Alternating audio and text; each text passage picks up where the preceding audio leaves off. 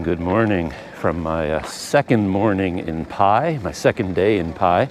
And I'm starting it with another trip up to the Yun Lai Viewpoint. It's a lot, this is relatively early in the morning, so you still have a lot of people up here who came up to see the sunrise, I guess. I'm more of a arrived just after sunrise kind of guy, apparently. And actually, I wasn't planning on going to the viewpoint at all. I was going to go over there just to have my morning coffee. But I think the views from here are so much nicer that I thought I'd pop into the viewpoint first, take a look at Pai from up here with some of the maybe morning mist still over the valley.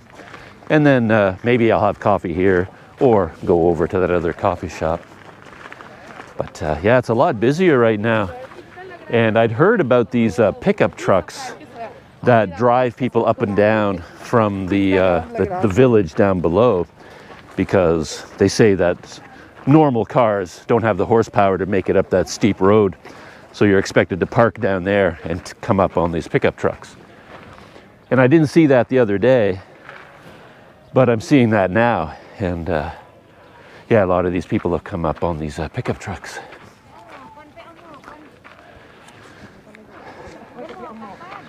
There's the sun over there. I can't really see where I'm going because I'm walking right into the sun and it's quite bright. But already you can see the view down there. That is amazing. The morning mist is still there. And they have this campground here that I saw the other day when I came up here. I wonder how cold it is in those tents at night. You'd have to be well bundled up with your sleeping bag in order to sleep outside here.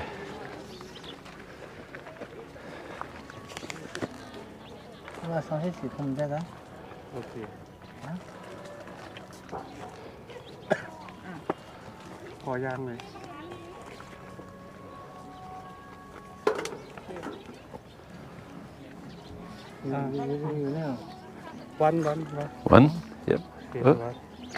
Thank you. I have my ticket, 20 baht, to come up here.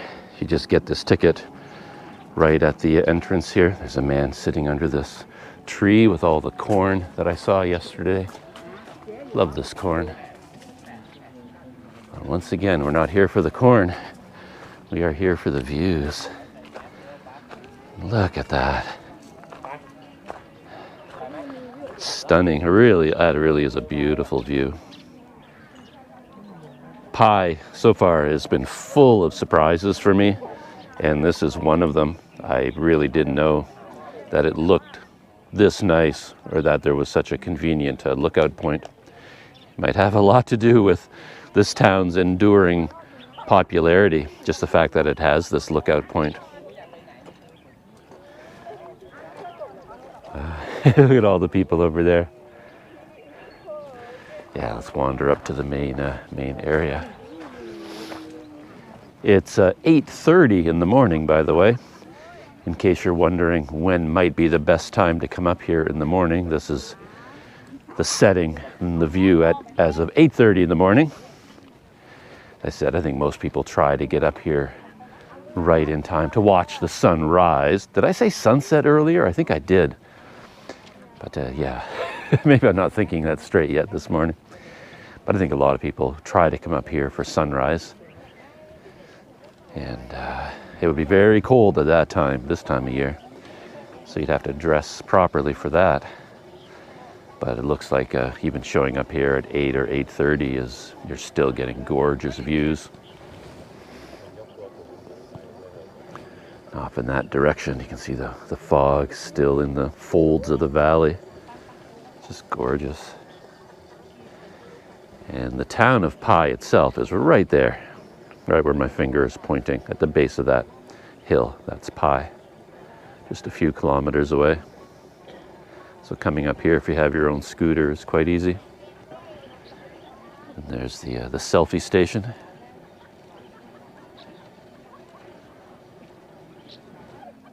And the view at this time of the morning is pretty nice in this direction as well, because you've got the sun aiming towards the high hills surrounding Pai.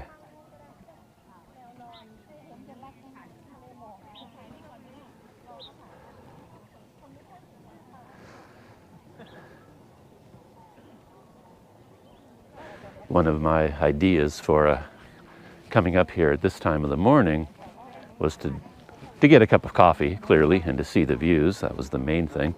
But I also thought while I was up here, I could do a little bit of a coffee side chat and talk about the last couple of days, because I've been doing a few things in Pai last night and the day before that I didn't actually capture on video. And I thought I'd talk about what I've been doing and maybe explain the special reasons why I didn't get much of that activity on video. And I just talk a little bit over coffee this morning. And yeah, I don't know whether to get the coffee here or head up to the actual coffee shop. Let me think about that for a second. Well, as far as coffee goes, the decision was made for me because there is a coffee shop up here at the viewpoint, but it is not open yet. So, yeah, I'll just leave my scooter here down in the parking lot and go for a walk up to that coffee shop on the hill. It looks pretty nice from here.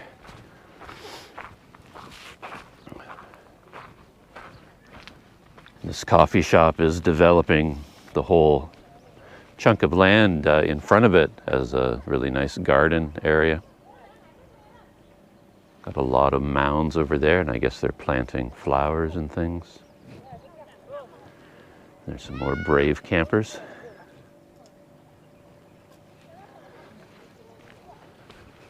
Doesn't seem to be that popular, I guess because the views are so much nicer from the actual viewpoint. So I don't see very many people up here right now. But over there that's the viewpoint there. It looks like they're offering some very inexpensive tea and buns and things like that, combinations. You can get some snacks and food up there. And most people are having that right now. As I said, the coffee shop over there isn't even open.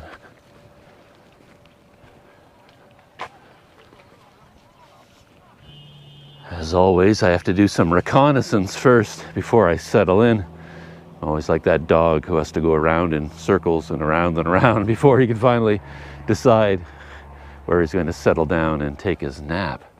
I like to see how a place is put together. So I spotted these things here. At first I thought they were the bathrooms, but I don't know what they are. I mean, are these little bungalows, places where people can sleep? Like hotel rooms? All the doors are open. What are they? Oh yeah, hotel rooms. Look at that. 2 beds and a bathroom, fridge. Yeah, these are hotel rooms. Air conditioning. I guess each one of these is a room. They almost look military, right? Like in an embedded position. Like there should be a machine gun in front of each door. 1, 2, 3, 4 of them. Huh. As I said, I thought they were bathrooms, but yeah, they're hotel rooms. All right, so I got that figured out. I assume if you wanted to stay there, you would have to talk to these people. I like how they have the bottles here. Kind of a windy path to the coffee shop.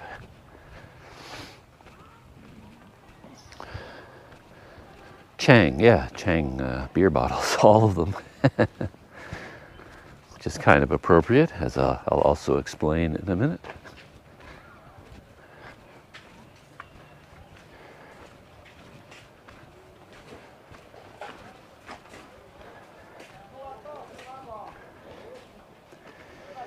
There's the view from here. Yeah, you don't get the same, really stunning view that you get from over there. So that's where you have to go for the view. But then you have to come over here to get coffee. And maybe I can get coffee. We'll find out. And there's seating here. And then There appears to be an upstairs area.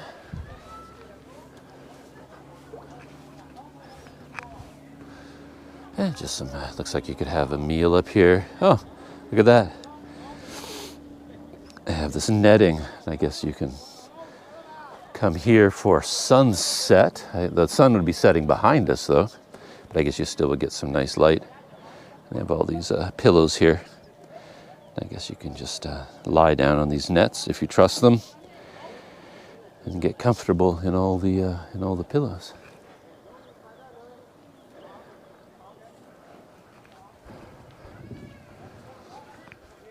And a bamboo platform over there. Looks more like, yeah, more maybe sunset viewing, maybe camping here. Yeah, these mounds are kind of puzzling though. Like, why would you take that whole field and just cover it in mounds? But I guess each one is going to be a little garden.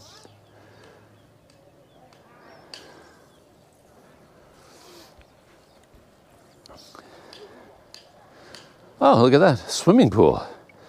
So this is a whole complex. Huh, swimming pool. Huh, yeah, swimming pool has a really nice setting from here. They built a wooden walkway leading from this complex down to the pool.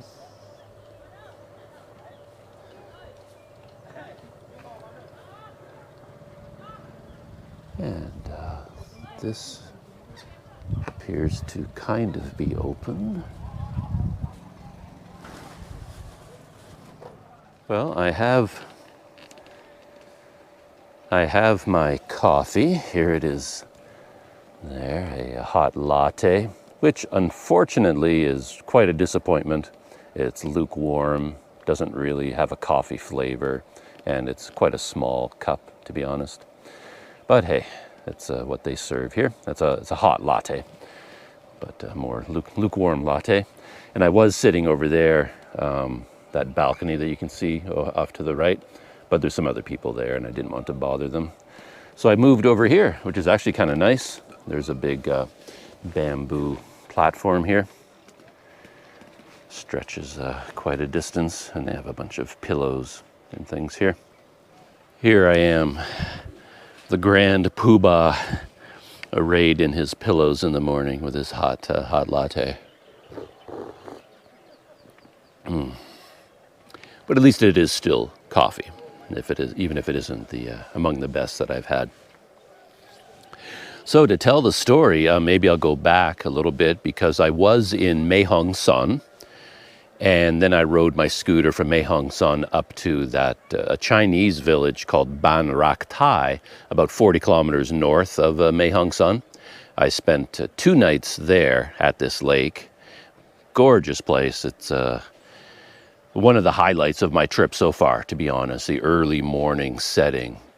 I didn't have to work very hard to get that amazing sunrise because my hotel was right on the lake. I just opened my door and there was the lake, and I'm awake quite early, as a rule anyway. So I was awake before sunrise, and all I had to do was plug in my kettle in my room, make a cup of coffee, open the door, and I step outside, and there's the lake and the mist going over the lake and the sun rising. And I got to experience that in depth and in full twice, because I decided wisely that on my second morning, instead of checking out of the hotel and riding here to Pai, which would have been a whole day's adventure, so I would leave early in the morning, and I wouldn't be able to take advantage of the setting at Ban Rak Thai, I decided to book a room back in Mae Hong Son, which is only an hour away, downhill the whole way. And that way, when I woke up on my last morning in Ban Rak Thai, I could just relax and lean fully into the whole morning and enjoyed the whole sunrise and the sun burning the mist away on the lake. And then I had breakfast at my hotel, which was really nice. And then I could walk to the main drag and have a nice cup of coffee at one of the coffee shops on the lake. And I could basically just hang out there all morning until 60 seconds before checkout time at noon. And then I just got on my scooter, well, handed in the key, got my key deposit back, which paid for my coffee, and then rode the scooter down to Mae Hong Son and checked into a really nice room in Mae Hong Son. I found a budget hotel there called PLP Guest House, which is really nice, incredible value. If you happen to be going to Mae Hong Son and you're on a budget, see if you can get a room at PLP. I recommend it. My room is a big room with a really nice bathroom, fan only, good Wi-Fi, nice bed, great bedding, refrigerator in the room, some furniture, and it was 300 baht per night for that room. And I enjoyed that place so much I booked it for a second night, again, just to take advantage of how nice it was. And I ended up kind of kicking myself because on my previous time in Mae Hong Son, I was staying at the Lakeview Guest House. And as I've said multiple times in my journal and on video, I'm fine with rough conditions. I'm accustomed to like seriously low budget guest houses with cold water bucket baths, shared bathrooms, you know, rough conditions. I'm fine with that. And my room at the Lakeview really was like that. It was like really basement, rough living conditions. But that room at the Lakeview was also 300 baht per night.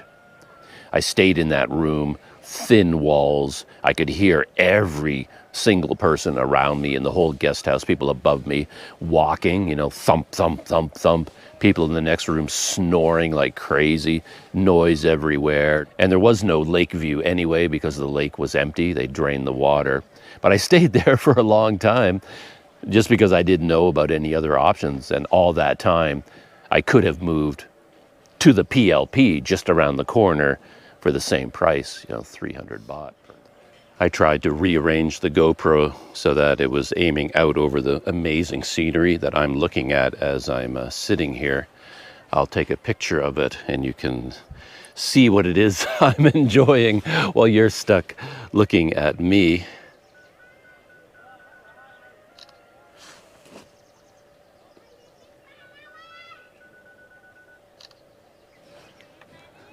So that's my view. Better than your view at the moment. But just the way the sun is and the way the seating is, I can't really aim the camera in that direction and speak into it. So you're stuck with me for now. Yeah, so I stayed in Mae Hong Son for 2 nights at the PLP. I spent the extra day that I bought for myself just working on some videos and doing some housekeeping and trying to organize my life. That's sort of a failing endeavor, you know. And while I was doing that, a mystery benefactor heard about my plans that I was heading to Pai on that Friday, and my mystery benefactor booked a room for me for 5 nights at the Lilu Hotel here in Pai, and that's where I'm staying right now. And today is kind of a special day because I've spent 2 nights in their superior room, an amazing room. I've fallen in love with this room. But now, today, I'm moving from the superior room into a mini suite, which he booked for 3 nights. So I'm actually already packed. This morning, I packed up my backpack. Everything's ready to go. I just have to go back to the hotel, check out of room 7 that I'm in, and check in to the mini suite when I go back there. So, yeah, on Friday morning, I woke up early, as I do for one of these trips, and got on the scooter and rode here to Pai.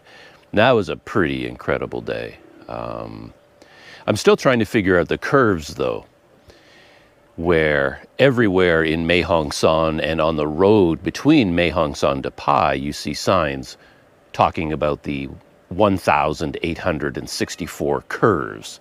Conquer the 1,864 curves, the highway of 1,864 curves. But I've since learned, since I arrived in Pai, that when you go from Chiang Mai to Pai, everybody talks about 762 curves between Chiang Mai and Pai. So now I'm confused about this number, 1,864. Is that the number of curves only between Pai and Mae Hong Son? Or is that the total number of curves from Chiang Mai to Mae Hong Son? I think it is, because 1864, that's a lot of curves. And the road was curvy. Trust me, that was a windy, curvy road. But I don't think there were 864 curves. Maybe, over 1,000.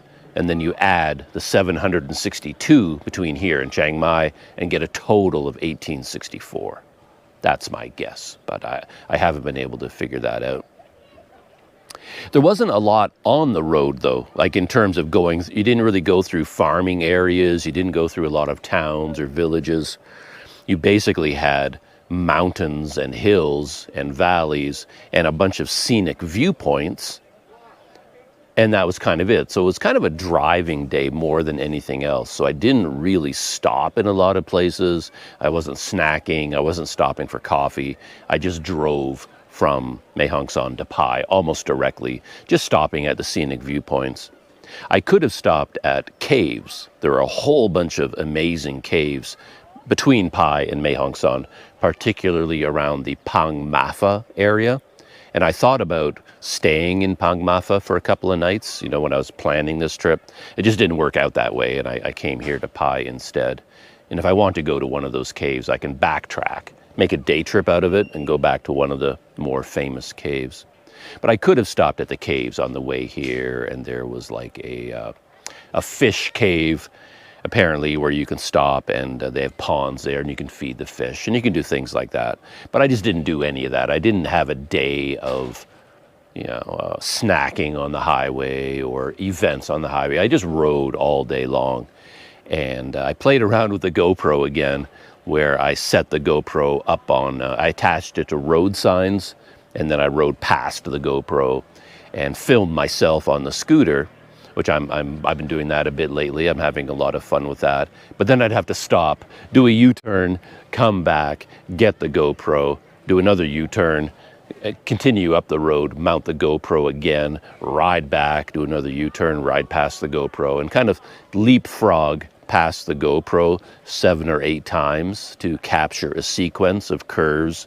And I picked the spots on the highway, of course, that were the most scenic, I thought, and had the most dramatic winding curves and light and scenery. And those sections of the highway were, because they were so curvy and steep, also the most dangerous parts of the highway, to be doing so much stopping and pulling over to the side, parking the scooter, doing U-turns, and you had to be very careful doing that. I did my best, and I did not end up getting hit by anybody or causing an accident. I had to wait for a long time at the side of the road for the traffic to clear, just so that I could cross it and get the GoPro. And of course, I wanted the scene to match from one clip to another. There might have been 10 minutes or 15 minutes separating each little segment that I filmed, but I wanted it to look like it was one continuous ride, of course. But in order to do that, I had to wait until the road was completely empty. That was the only time the road conditions could match, because if there were cars ahead of me and behind me in one sequence, and then suddenly all those cars disappeared in the next, it would look kind of weird. But there was no way to match up other vehicles, right? So all I could do was wait until there was no traffic behind me and no traffic ahead of me, and then I could gun the scooter and go past the GoPro and then stop, go back and get it again. And that's kind of how I spent the day. Instead of being a tourist, I spent the day being a amateur cinematographer, filming myself on the highway. But that was a lot of fun. I enjoyed doing that. I haven't really seen any of the video yet, and I haven't edited any of it yet. I haven't had the time, but I'm hoping it will all stitch together nicely. And yeah, it's kind of a new thing to do that I'm enjoying. And that brings me up to my time in Pai, and that has been quite interesting. And that has mainly to do with the fact that I arrived at the Lilu Hotel. I was really tired, really hot, really sweaty, really hungry, and I would normally unpack first. The first thing I do is unpack my backpack, plug everything in. I really put down roots in every room that I stay in. I really get it organized to my liking, plug in all my chargers, all my cords, make sure I have the room set up how I like it to be set up, take a shower, even have a cup of coffee in the room, copy all the video files, to my hard drives to make sure they're safe, charge up all the batteries. And when everything is settled, then I will go outside and maybe look for something to eat or go exploring in the town or something. But this time I didn't do that at all. I was so hungry. I hadn't eaten all day. I didn't have breakfast. I didn't have snacks. I didn't have lunch. I didn't have anything to eat. I just rode straight to Pai. And so I just dumped my backpack on the bed, left it there, turned around and walked out. And I decided to go to a burger bar. Because the thing about Pai, and I knew about this in advance, but I had no idea how extreme it was. This is a town suited to Westerners, foreigners like me. I mean, it has a history, of course. It was discovered originally way back, by foreigners. It was discovered originally way back in the 50s and the 60s, the first era of foreigners, backpackers, the hippies traveling through Asia, and this town became a very popular stopping point for the backpackers and the hippies of that era. And then over time, it just grew and grew and became more popular. And now it is a full-on tourist town for mainstream tourists and backpackers and long-term residents, like foreigners who live here now and run businesses here. And all of that has meant there is a ton of places that are designed to appeal to people like me. Burger shops, pizza places, a place called Cheese Madness, which my mystery benefactor told me about. As you walk around Pai, it's just like everywhere you look, there's a place you want to go to have something to eat. It's like, oh, I gotta have something. Oh, there, coffee shop, cafe, pizza, Vietnamese sandwiches, Indian food. Just, there's no end to it. You could spend probably 4 months here, eat at a new restaurant every single day, and not run out of places to go. So that seems to be kind of a strength of Pai, is not really to eat Thai food, but to eat that kind of Western food, good Western food, comfort food that you can't get anywhere else. I certainly couldn't get it in Mae Sot or in Mae Sarang or Mae Hong Son or Ban Rak Thai, any of these places. So I went looking for a burger shop, and I found a place called IP Burger, which I recommend highly. I had an amazing burger there with fries. But before I got there, I just left my hotel. I just left Lilu.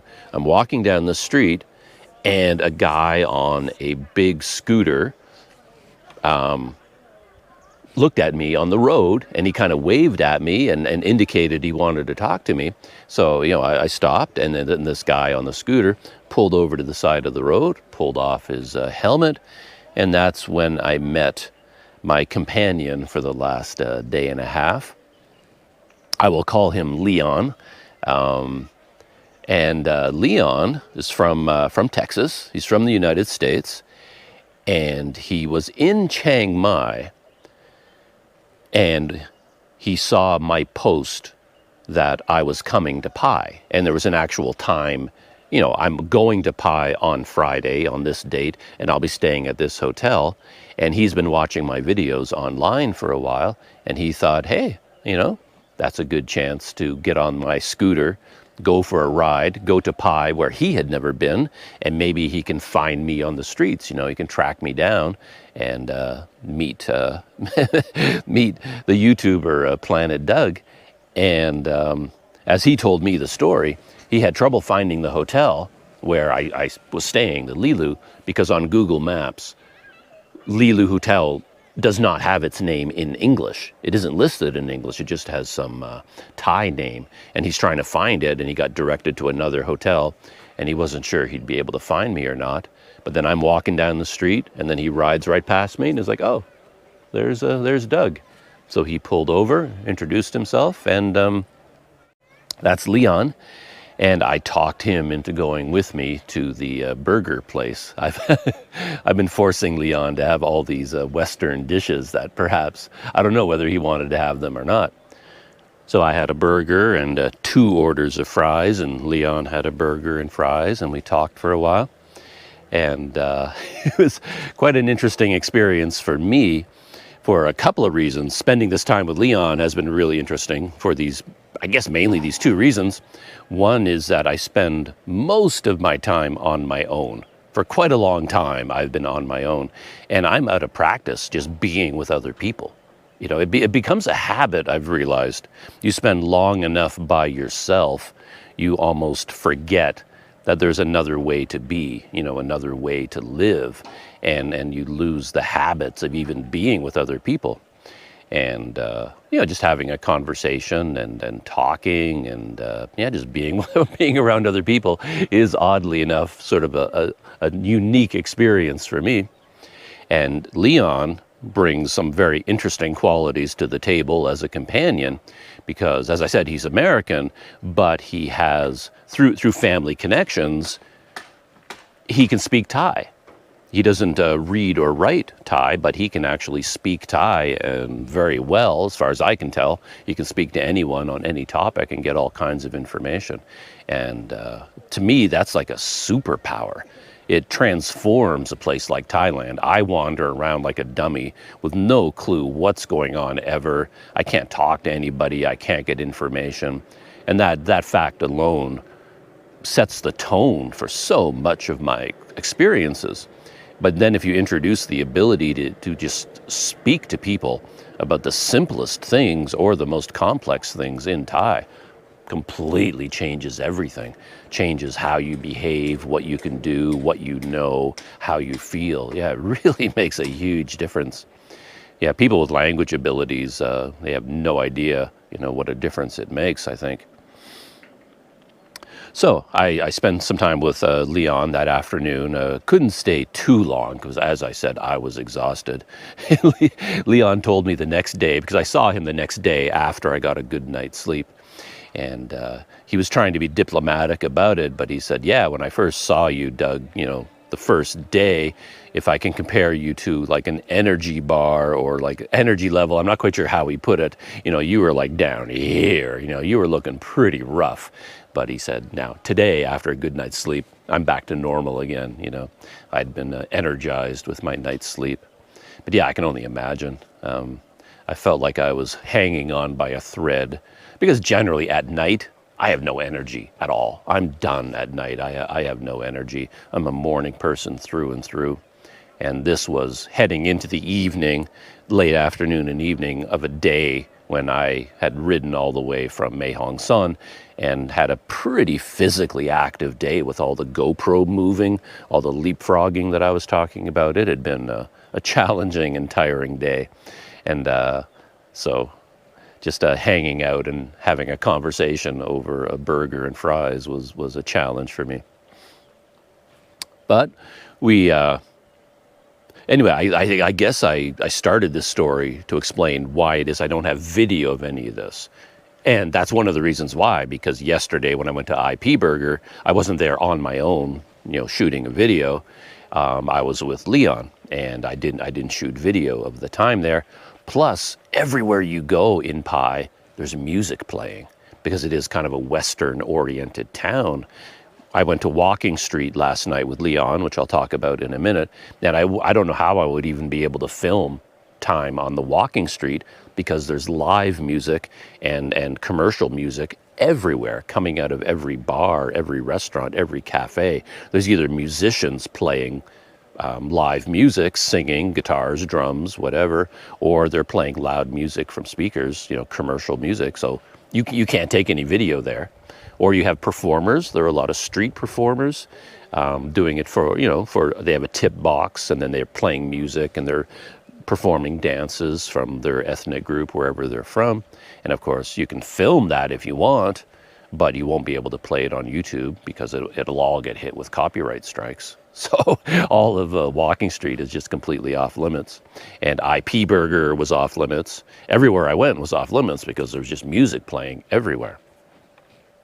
which is why I often end up sitting in places like this, because I got to get far away from everyone else and far away from the coffee shop so that there's no music. Anyway, so I was chatting with Leon, and we arranged to do some things the next day after I met him that first time. And he suggested, actually, oh, this is interesting. He knows me so well. This is a really interesting part of this whole experience too, because Leon not only watched all of my videos, he paid attention to them. And so all the details about me and my life, he remembered them. And one thing he knows about me is that I'm awake early. I get up early, and I'm already having coffee, and sometimes as early as 5 in the morning. It just happens. So the next morning I'm doing that. I'd woken up at 5. I'm making coffee. I was writing in my journal on my computer, and I think it was about 6:15. I'm sitting there, and my phone rang. And that was an unusual experience, because I never use my phone as a phone. I don't talk on the phone. Nobody calls me. I barely even know. It comes as a surprise to me to remember that, oh, I can make phone calls with that thing. But anyway, I'm sitting there at 6:15 writing in my journal, and the phone rings. I'm like, and I thought, oh, that's probably Leon. So I answer, and the first thing I said, I think, was like, man, you're awake pretty early. And it was Leon, and I think he was still in bed. He just sort of remembered that I would probably be awake early, and he just, grabbed his phone and called me. And he suggested that we go to the Santichon Village, which is just below me here. And it's a replica of a Chinese village from Yunnan province. And this village was founded by people who fled China when, during the Communist Revolution there. These people fled, and some of them were probably nationalist soldiers, just like the history of Ban Rak Thai, interestingly enough. This village has the same history, people who fled from China, from Yunnan province, and they settled there. I thought I'd give you a view of something else for a few minutes instead of looking at me. But yeah, that is my view. We are now looking at the same thing. You're seeing on the video exactly what I'm seeing. And I was just talking about the history of this village down below us called Santichon. It was founded by refugees from China who fled from China. And I guess there was a little bit of a drug problem in this region and in this village in particular for a while, because opium was a popular cash crop for a long time. And at some point, a decision was made to come up with new streams of income. And one thing they came up with, the tea, of course, replaced opium to a large extent in this area. But they also decided to turn the village itself into a tourist attraction to take advantage of all the foreigners, visiting Pai, which makes a lot of sense. And in 2005, they opened this Santichon replica village. And Leon suggested that we go there. I knew nothing about this place as yet, but I did a bunch of reading after I got off the phone with Leon. And one thing I learned was that it had the viewpoint where I am now, right above the village. And that got me quite excited to come up here, because I always like to get an aerial view of wherever I am. The very first thing I like to do is just sort of get a sense of the layout of a place. And if there's a hill nearby that I can climb to look down on a place, I'll always do that first, before I do anything else. Or if there is a museum about the history of the town, I'll go there first. So yeah, I agreed to Leon's suggestion, and I suggested in turn that we go to the lookout point first, check this out, and then we can go down to the village. So I met up with Leon in the morning, a little bit later on, and the two of us got on our scooters and rode up here. And that was kind of a fun experience, because I wanted to take video of the day, but I didn't want to put Leon in my video all the time. So I was spending the whole day with Leon, but he was in the background. He wasn't in the video at all. But his presence actually changed a great deal of what was going on, because occasionally I could use his language skills to talk to people, to get information. And he really loves talking to people and finding things out on his own. We'd lose track of each other in the village from time to time. I'd go off in one direction with my GoPro. He would go off in another direction. And when I eventually would track him down, he'd be deep in conversation with someone from the village, asking questions about the history of the place, about traditional Yunnan cuisine. Yeah, he's learning tons and tons of stuff that I never am able to learn on my own. And we ended up doing some unusual things because I could hand him the GoPro. I suddenly had a willing cameraman. So I could actually give the GoPro to Leon and just hit record, and then he could stand a few feet away and record me doing whatever I'm about to do. And Leon encouraged me to take selfies, which I don't normally do. At one point, we were sitting at a gun range. You can take these replica M16 rifles, and they're BB guns. They're not real M16s, obviously. They're BB guns, but they look like M16s. And then you can pay 50 baht, and you get 15 shots at a target. So we're there. Leon had actually done this when I was somewhere else. And then when I showed up, he encouraged me to pick up a couple of the guns and pose for a selfie. Again, which is something I wouldn't normally do, but because I was busy being social and with Leon's influence, I did that. He took a picture of me posing with these guns, first with one gun, then with two guns, doing kind of a Rambo thing, and gave Leon the camera, and then I paid to shoot the BB guns at the target. And then Leon filmed me as I was doing it, as if, like a normal YouTube video, a normal, vlog, basically. And that was a lot of fun. There was the usual confusion, though, because for 50 baht, you could shoot 15 BBs. You got 15 shots. And me being a dummy, I just assumed that meant there were 15 BBs in the magazine.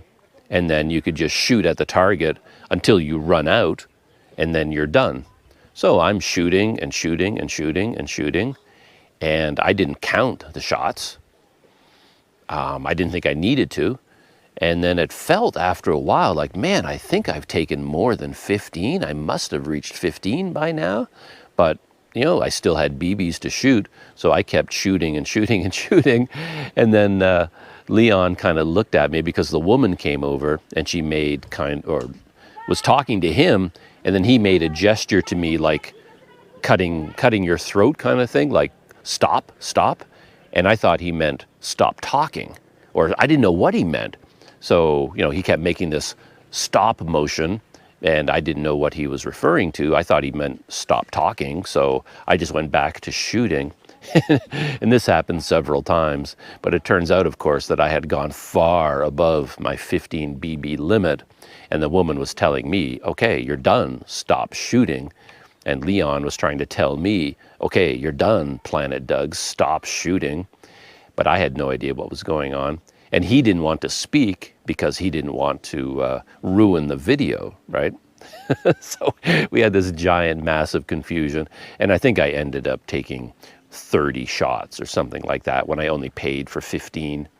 But everything was fine. BBs are not really that expensive. So the fact that I took 15 extra shots, I don't think really mattered that much. I just remembered I still have my target that I was shooting at, which is right there. So I could actually count the number of BBs that I shot. As I was joking at the time on the video, I seem to hate this guy's right arm. For the longest time, I shot him in the right wrist, the right elbow, the right bicep, the right shoulder. I just caught him. I hated his right arm for some reason. And Leon suggested that it was actually very clever shooting because I knew, James Bond style, that he was right-handed, this guy. And if he was going to shoot back at me, he would use his right arm and his right hand. So I was disabling him technically because I'm such a great sharpshooter. And of course, all it really meant is I'm a terrible shot. But I took so many shots, I eventually got him in the head, in the chest, in the heart. I got him everywhere. I finished this guy off. But yeah, that was actually, that was kind of fun. And actually, previous to that, I had shot a bow and arrow at another spot there. And Leon was also the cameraman for that little experience. And that was kind of fun. But I think I completely screwed up the bow and arrow thing because I talked forever about how I had trouble holding the string because my fingers weren't strong enough to really grip it and pull it back. But for some reason, I didn't think you're supposed to put your finger around the cord because then when you release it, it's sort of, would send it in all kinds of weird directions. It would snap. And so I thought you had to pull it back by pinching it, but I just don't have the finger strength to pinch it. But I think you should use 2 fingers and then you can draw it back really easily. Because this bow did not have a lot of power. It's not, I've actually tried to pull back real bows, like hunting bows in Canada in the past, and I don't even have the arm strength. I can't even draw it back. They're so tight. But this bow was really easy to pull back if you used, your fingers, probably like you're supposed to.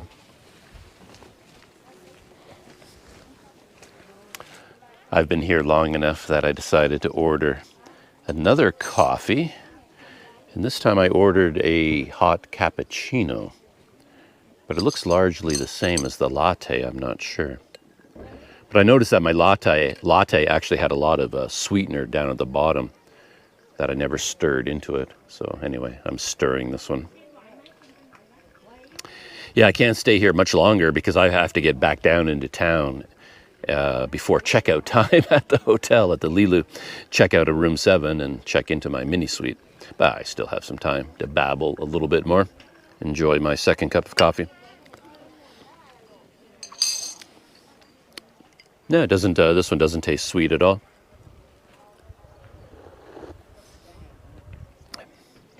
Also, not very satisfying, I have to say. So I recommend this place very much for the views, but I wouldn't order the coffee. It's probably the kind of place where you should lean into their strengths and order tea or something like that. I'm sure they make a good cup of tea. Yeah, it'll do. It will do. And then I just ended the video at the end saying, okay, that was my experience of Santichon Village, and I'll see you in the next video. And then Leon and I went back down into town and went to have lunch. And I think he had his sights set on some kind of buffet or like Asian food, Thai food, or Yunnan cuisine, something like that. But I convinced him to go to the place I wanted to go to, which was Cheese Madness, which my mystery benefactor benefited. Because as I said, the town is jammed with all these Western style places that I wanted to try out. And I'm only here, a limited number of days, and I wanted to try out as many of these places as possible, because that's what makes Pai unique. I can have Thai food anywhere in Thailand, but this is a very special place. So I wanted to go to Cheese Madness and have a grilled cheese sandwich. So we rode there, got there, pretty quickly. I had an amazing, the place was called Cheese Madness, as I said. Again, highly recommended. I had a good shiitake mushroom with sriracha sauce. Is that how you say that? And mozzarella cheese. It was really, really good grilled cheese sandwich. Came with fries and pickles, and I ordered a Coke, pure Americana kind of meal. And on the way there, Leon, he actually stopped at a spot he knew about, because I guess he wasn't that convinced that Cheese Madness was a place that's going to suit him. So he stopped at a Vietnamese sandwich shop, and he got a sandwich there and brought it to Cheese Madness and met up with me there. And I'm only telling this whole story, again, because I have no video of any of these experiences. Again, they had loud music playing at Cheese Madness, so I couldn't run the GoPro anyway. But when Leon showed up with his Vietnamese sandwich, it looked good. I plan on having that sandwich today, in fact. It looks so good. But then he saw my grilled cheese sandwich, and he was like, whoa, I didn't know it was that good. I had no idea what this place made, and he looked at my sandwich. He thought, okay, I'm going to order one of those as well. So he had a Vietnamese sandwich and a grilled cheese, but he only ate half of his grilled cheese, and he gave me the other half. So that was nice. And then it was time to relax in my hotel room for a little bit, and Leon and I arranged to meet later in the evening to go to Walking Street. It was Saturday night, and maybe Saturday night is the busiest time, the best time to go to Walking Street. I'm not really sure, but that, we made plans to meet up later on to do that. And I have to say that words kind of fail me when it comes to describing the Walking Street experience, because there was so much going on. It was much bigger, more elaborate, and more interesting than I ever expected. I knew nothing about it before we went. I didn't even know whether it was a true walking street, because I've seen walking streets in other towns here in Thailand, and they're usually just streets, kind of like a night market, I guess. But to be a true walking street, you'd think they'd have to block it off to traffic. And I wondered earlier in the day, chatting with Leon, whether they did that or not. And it turns out they do. So that entire series of roads, one main street, and then a couple of connecting streets that are jammed with bars and cafes and restaurants and food stalls and souvenir shops and everything else you can imagine, is all closed to traffic, and you can just walk up and down to your heart's content. I had a little bit of an issue. I mean, the original idea, of course, was to shoot a video of Walking Street, but I couldn't do it at all because there was so much music. You could film it, I guess, and then put your own music over top, but I don't know how you would film the place because of all the music playing everywhere. But Leon and I, we walked up and down all the sections of the Walking Street again, taking in the atmosphere. I was blown away by the atmosphere. Early in the evening, mid-evening, and then we were out there till maybe 11 o'clock at night, I think. And even as we were leaving at 11, the place was shutting down. It was just such an unusual scene to see. I hadn't seen anything like that for a long time. But yeah, all the bars were still packed. People were drinking, hanging out, dancing, live music playing. But almost all the people that were still out that late at night, not all, but the majority of them were Westerners, I thought. Were all foreigners. All the Thais seemed to have left, but all the Western visitors were still out enjoying themselves. And Leon and I found a place where we could sit in comfort, and it was I was looking for a place that was a bit quieter. A lot of the bars had pretty loud music playing, whether it was recorded or live, and I didn't really want to sit there shouting over, the loud music. And the places I had picked out in advance were all full by the time we got to them, so there were no tables free anyway. But then we ducked down the street off of the main walking street where Cheese Madness is located, and found a place there called the Blue Ox. It's like a fancy resort, like a bungalow resort hotel that has its own restaurant and bar. And they did have commercial music playing, but it wasn't so loud as to be annoying or overwhelming. So Leon and I got a table in there and sat down, and I ordered a cocktail, very unusual for me. Mine was called the Pie Village, which I think it was vodka, rum, and blue curacao and a few other things. And when it showed up at the table, it looked very un-Doug-like, a bright blue drink. It was like, yeah, that's not something I would normally order. But it grew on me. That was a very tasty little cocktail, I thought. And I felt the effects of the rum and the vodka very quickly. And I had a beer chaser to go along with it. And Leon ordered a mojito, I think. And yeah, we were there for an hour and a half or something like that, couple hours, just talking about everything under the sun. A lot of a YouTube video talk, of course. A lot of talk about travel, about life in general, and yeah, I really had a good time.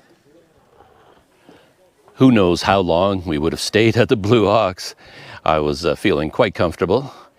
But they closed, I guess because it is a hotel restaurant. They started shutting down around us and eventually came up and brought us our bills and said, yeah, it's time. It's time to go. And we hit up a little shop that Leon had found earlier, because earlier Leon had picked up 2 ice cold, like icy cold cans of, big cans of Chang beer. Because I think he had spotted people walking around drinking beer, So he thought, wow, okay, I guess it's allowed. They bend the rules a little bit for walking street, I guess, and you can buy a beer and just drink your beer as you walk up and down. So we'd already done that. We'd already been deep into the beer already.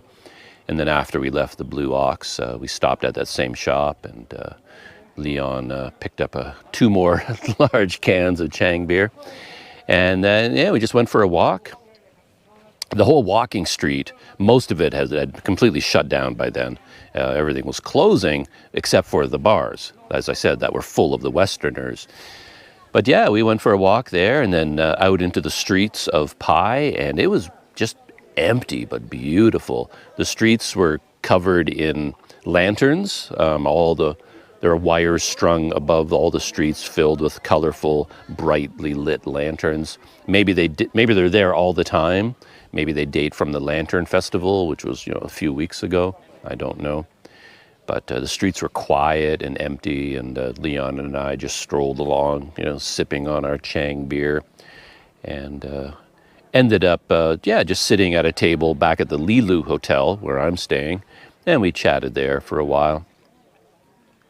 Leon had a big decision to make, and something he was pondering, because his plan was to go back to Chiang Mai today, which is Sunday. He was staying at a hotel here just for 2 nights and then going back to Chiang Mai.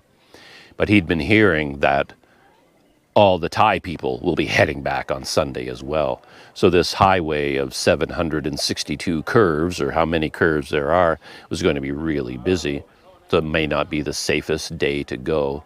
So he was considering staying longer in Pai, maybe finding a different hotel, a really nice place, and spending another night here and then riding back to Chiang Mai on Monday. So he might still be here. I'm not sure yet. I haven't even turned on my phone yet this morning. So he may have sent me a message by now, but I don't know yet. So he may still be here today. I'm not sure. I'll find out a bit later on. But yeah, that was the end of my day yesterday. Really, full of activity, more activity than it is in a normal day for me, because of being with Leon. We did the lookout point first thing in the morning, then the Chinese village where I'm shooting guns and shooting bows and arrow, and then cheese madness, and then beer and cocktails on the walking street. It was a pretty long day, and went back. Leon went to his hotel. I went to sleep in the Lilu. Slept surprisingly well for a man who hasn't been drinking a lot lately, and suddenly had quite the intake of beer and cocktails. I don't feel any real effects from it. A little bit of a headache during the night when I woke up this morning, but nothing too severe. It was a pretty good night. I might go back to the walking street tonight, Sunday night. It might also be a busier night, and I might try to do a bit of filming at that time. And as for the rest of today, I honestly don't know what I'm going to do today. I may just treat this as a relaxing day. This might be my big event of the day, just coming up here to the lookout point and to the coffee shop and recording this little coffee-side chat. I'm winding my way through the hundreds of Chang bottles on the sidewalk. It's kind of fun. Heading back down. I got to check out and then check back in at the Lilu. I might try to walk up to the viewpoint just before I leave, before I get on my scooter. I still have my ticket. I'm not convinced they'll allow me to go back in with my ticket. Maybe once you leave, you have to buy another ticket to go back in. I'm not sure about that, but we'll see what happens. Yeah, I can't express enough how much fun it is to be here in Pai from the point of view of people watching. I'm just not used to seeing such a variety of people because everybody is here. Like when you think of foreigners, every possible look, appearance, language, lifestyle is represented here. When I first arrived, when I first walked out of Lilu, I was kind of like taken aback because I saw this foreigner go by on a scooter and all he had on was a pair of like beach shorts. You know, no shirt, no long pants, no shoes, just barefoot on his scooter, bare-chested, out in the sun, just racing through the streets. And I was like, okay, I haven't seen anything like that for a while. But I guess he's a foreigner that lives here long-term or something, and it's his home, and if he wants to ride around the streets shirtless, that's what he does. And then I saw some families out on the walking street, parents, clearly kind of a back to nature sort of lifestyle to them, and they had children with them, and their children were kind of in back to the nature frocks and things like that, walking barefoot through the streets. And then of course you see a whole bunch of, you know, sort of retired foreigners living in Thailand now. They've retired here, older people or people here on vacation. You just see, and you see like all kinds of true backpackers, groups of them. I don't know, just a whole variety of people. So yeah, it's just fun to be here. I'm back at the entrance to the lookout point. Ticket in hand. And yeah, totally different scene after an hour or so, completely empty. Not a single person here. There's a few down below, but this is the area that was full of people up here for the early morning light and sunrise. And the selfie station was jammed with people. I was curious about this. It's one of the reasons I came back up here, because I wanted to see what this was all about. And I still don't know. I guess you pay 10 baht, and then you could get something that used to be in these jars. Maybe it was fish food. Yeah, that's probably fish food, because there are fish in this moat that goes around. Ah, okay. But for whatever reason, they're not stocking it anymore. Anyway, here is the selfie station. I don't have Leon today to hold the camera and film me in different places. But I have my famous GoPro Jaws Flex clamp that I can attach to anything. So here I am at the selfie station. Yeah, the views are still very, very nice. Not as nice as it was early in the morning, so I think it's worthwhile coming up here a bit early. Catch that morning light with the mist over the valley. And there it is.